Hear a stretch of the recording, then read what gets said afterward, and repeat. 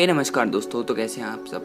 स्वागत है आपका एक और नए और कमाल के इस वीडियो में। तो आज के इस वीडियो में हम जानेंगे महाभारत के कुछ ऐसे लेसन जो हमारी लाइफ चेंज कर सकते हैं। तो ऐसे 3 लेसन्स के बारे में जानेंगे जो बहुत ही रेलेवेंट है आज की दुनिया में। तो फिर without wasting time, let's get some inspiration.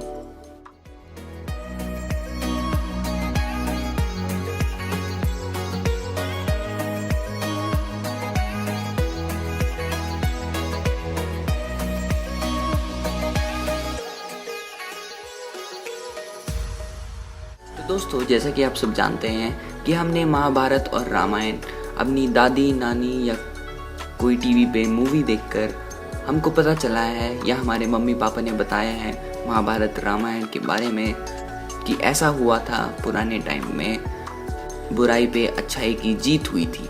मगर हमने ये स्कूल में नहीं पढ़ा, ये हमारी इंडियन टेक्स्ट बुक में है ही नहीं। यही क्वेश्चन मेरा छत्रपति शिवाजी महाराज को लेकर भी है। उनकी इतनी ब्रेवरी की कहानियाँ हैं, वो भी इंडियन टेक्स्ट बुक में नहीं है।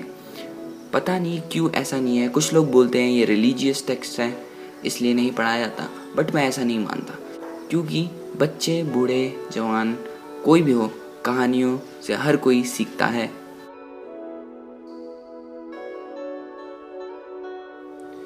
Real enemy of strength is pride, यानी ताकत का असली दुश्मन अभिमान है। देखो, आज का इंसान एक क्लिक में पूरी दुनिया की नॉलेज पा सकता है।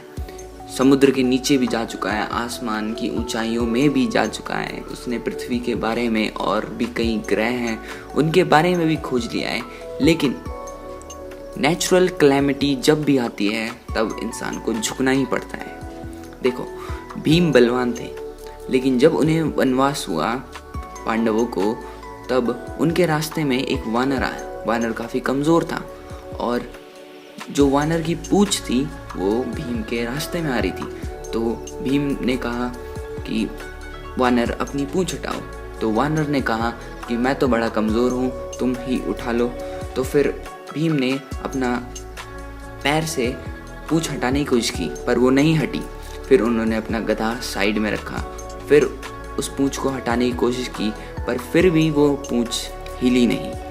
फिर उन्होंने अपनी पूरी जान लगाई पूंछ हिलाने के लिए, फिर भी वो पूंछ हिली नहीं। फिर भीम खड़े हुए, उन्होंने हाथ जोड़कर बोला कि वानर अपनी पूंछ हटा लीजिए, क्योंकि भीम समझ गए थे कि ये कोई साधारण वानर नहीं है। तो फिर उन्होंने अपना असली रूप धारण किया वानर ने, और वो वायुपुत्र हनुमान जी थे।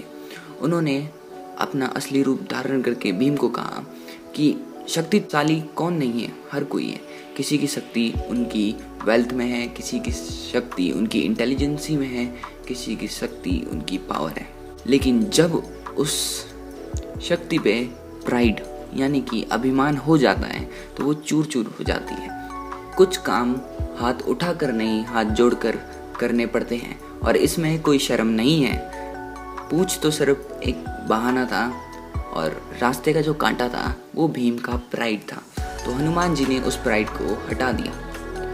अगर आप ऐसा सोचते हैं कि आप अपना प्राइड, वेल्थ, पावर साइड में रख के किसी की से बात करेंगे, किसी की हेल्प करेंगे, तो आप छोटे हो जाएंगे। बिल्कुल ऐसा नहीं है।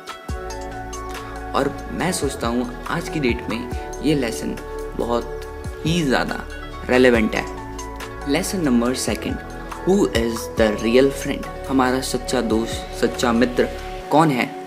जो हमारी हर बात छुपाता है, जो हमारे पॉइंट पे साथ देता है, या जो हमको कुछ भी हो हाँ में हाँ भरता है। कर्ण और दुर्योधन भी दोनों दोस्त थे। जब कर्ण के भाइयों ने ही उसकी इंसल्ट की, तो तब दुर्योधन ने उसे अपने पास बुलाया, अपने साथ बैठाया, अपने साथ खाना खिलाया, उसको रिस्पेक्ट दी। और तब से कर्ण ने कहा कि मैं दुर्योधन के साथ हमेशा लॉयल रहूँगा, चाहे कुछ भी हो, चाहे मुझे बुराई का साथ ही क्यों ना देना पड़े, लेकिन मैं दुर्योधन के साथ हमेशा लॉयल रहूँगा। देखो, हम कर्ण से कहीं ना कहीं अटैच हैं, क्योंकि उसके साथ भी बहुत नाइंसाफ़ी हुई थी और हम लोगों के साथ भी नाइंसाफ़ी होती रहती है किसी ना किसी मोड़ पे, किसी ना किसी एंगल पे। तो हम कर्ण से रिलेट करते हैं, लेकिन कर्ण बार बार फेल हुआ, एक बार भी नहीं, बार बार, क्योंकि उसने दुर्योधन को आईना नहीं दिखाया। कर्ण से गलती कहाँ पर हुई? जब दुर्योधन ने पांडवों का महल जलाया तब कर्ण को उसे रोकना चाहिए था। जब दुर्योधन ने पांडवों को मारने की सोची तब उसे रोकना चाहिए था। और जब दुर्योधन ने उन्हें वनवास भेजा पांडवों को, तब कर्ण को रोकना चाहिए था। और तो और जब द्रौपदी वस्त्र हरण हुआ तो तब कर्ण को दुर्योधन को रोकना चाहिए था, लेकिन उन्होंने रोका नहीं। देखो, लॉयल्टी तो अच्छी बात है, लेकिन अनक्वेश्चनेबल लॉयल्टी अच्छी नहीं है, क्योंकि दोस्त अगर आप में हाँ भरे, आपको चढ़ा दे कहीं करने, कुछ गलत काम करने के लिए, तो वो भी सही नहीं है। Lesson number 3, who is the real hero? असली हीरो कौन है?